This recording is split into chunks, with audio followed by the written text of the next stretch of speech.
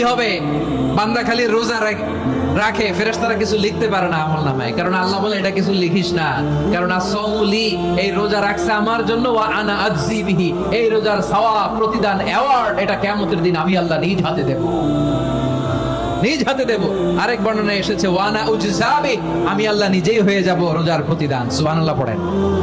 আবার আল্লাহর হাবিব বলেন ইন্না ফিল জান্নাতি সামানিয়াতু আবওয়াব, জান্নাতের দরজা মোট 8টা, ফিহা বাবুন ইউসাম্মা আর-রায়্যান, 8টা দরজার মধ্যে স্পেশাল একটা দরজা আছে, ওই দরজাটার নাম হলো আর-রায়্যান।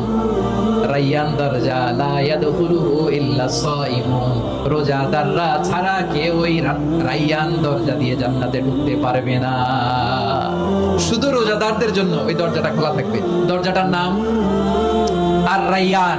এই লাখো জনতা আওয়াজ করলে এই আওয়াজ হয়, বলেন রোজাদারদের জন্য জান্নাতে স্পেশাল যে লাল গালিচার সংবর্ধনা